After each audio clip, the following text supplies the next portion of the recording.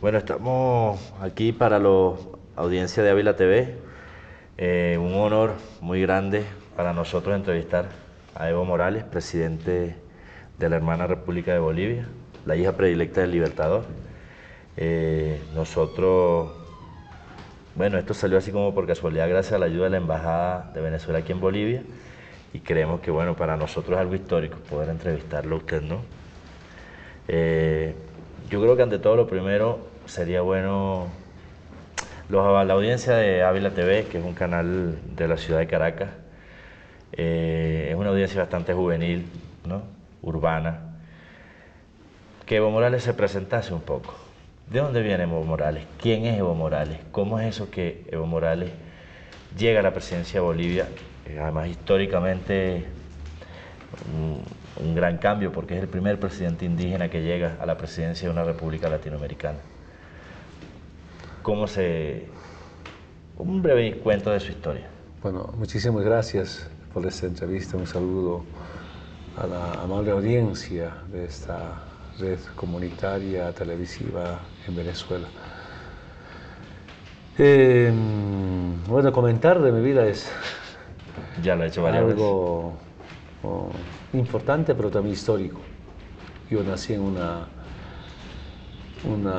comunidad llamada Isayabe, del Ayllu Suica, que es la estructura del movimiento indígena en el altiplano boliviano, el cantón Orinoca, de la provincia de Surcarangas, del departamento de Oruro. Como siempre la niñez, ayudando a la familia, en la ganadería, en la agricultura, pero también participando en la escuela, caminar kilómetros para llegar a la escuela seccional, retornar, después ir al núcleo escolar y a alejarse de la familia, del papá, de la mamá, porque la mamá y el papá viven en la comunidad, claro, junto al ganado, junto a la chacra, pero si el núcleo está lejos de esos centros productivos, por tanto, desde sus 8 o 9 años obligados a prepararse desayuno, almuerzo, cena, con mi hermano menor, y eso hicimos. Va pasando el tiempo, en el altiplano no se garantiza la producción anual en temas agropecuarios, la helada, a veces la sequía, a veces la granizada. Eso nos obligó, y obligó sobre todo a mis padres, a ir al oriente boliviano en busca de tierra.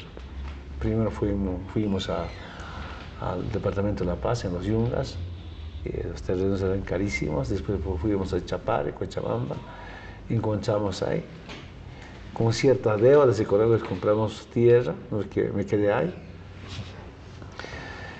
Y ahí mi gran deseo era, como produciendo plátano, arroz, la hoja de coca, por supuesto, estudiar. Y de pronto muere mi papá, estoy hablando de la década de 80, y de paso me nombran como dirigente sindical.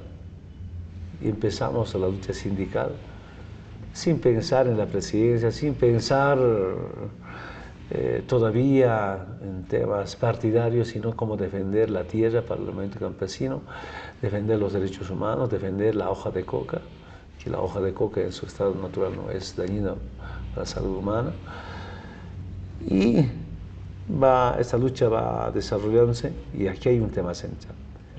Presencia militar norteamericana en la zona del trópico de Chabán, una base militar en Chimoré. Y no podía entender cómo uniformados, armados, norteamericanos, tienen que conducir a la Policía Nacional y a las Fuerzas Armadas.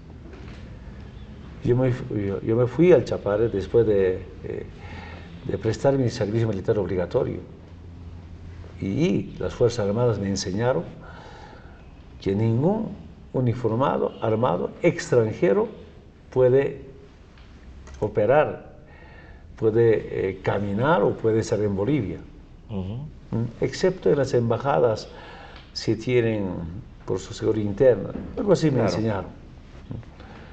Pero en Chapare, y de paso conduciendo a las Fuerzas Armadas, yo recién Comandante de la Fuerza Boliviana. Recién salí del servicio militar, Y no solamente conducían, sino los disparaban cuando había manifestaciones. Pero además de eso buscaban políticas de cocacero, no respetaban los derechos humanos, ¿no? Y eran movimientos, todo contra el movimiento campesino indígena. Y recién me di cuenta que para estos grupos, pero también para que estos grupos norteamericanos formaban desde el Comando Sur de los Estados Unidos, a algunos becarios en Estados Unidos, aquí el enemigo interno es el movimiento indígena, ¿no?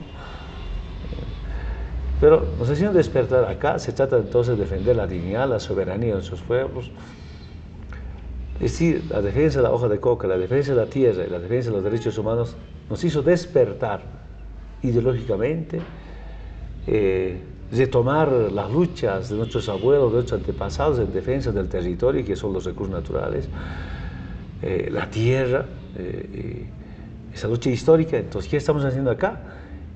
Ya la defensa de la coca, los derechos humanos de la tierra, ya no solamente es por defender la coca, sino acá es un problema ideológico, un problema programático y un problema cultural. Por supuesto. ¿No? Y después de la lucha por coca, dijimos, ahora nos toca defender los recursos naturales, recuperar los recursos naturales como los hidrocarburos. Es decir, no soy de la escuela, como algunos dicen, soy de la escuela, de la juventud comunista. No, yo no conozco, mi escuela es estas luchas sindicales, las marchas, los debates, los congresos, los bloqueos de caminos en defensa de la coca inicialmente, después como así a empezar a liberar al pueblo boliviano. Y el 93, en las elecciones, bueno, yo en Chapare, en Cochabamba, en el oriente boliviano, aquí en La Paz habían comentado que el candidato a la presidencia de la Izquierda Unida fue Evo Morales. Yo me sentí como ofendido, ¿cómo van a pensar candidato a presidente Evo Morales? Y acá en Bolivia, pues para ser candidato a la presidencia hay que tener 32 años cumplidos.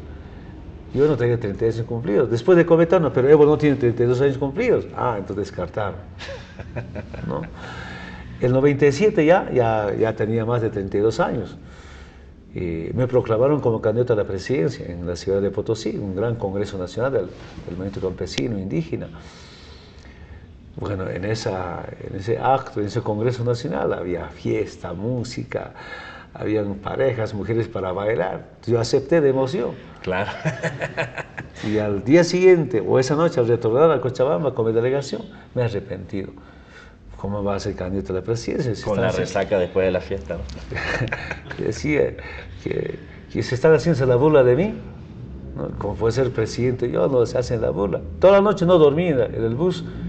Y al día siguiente, una reunión de mi delegación de las 6 federaciones del trópico. Les planteé, mira, es una burla.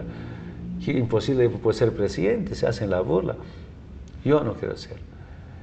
Y mis compañeros aceptaron. Entonces, al día siguiente, de la conferencia de prensa, renuncié lo que había aceptado un día antes. Y tuve un problema serio dentro del movimiento campesino, dentro de la dirigencia sindical.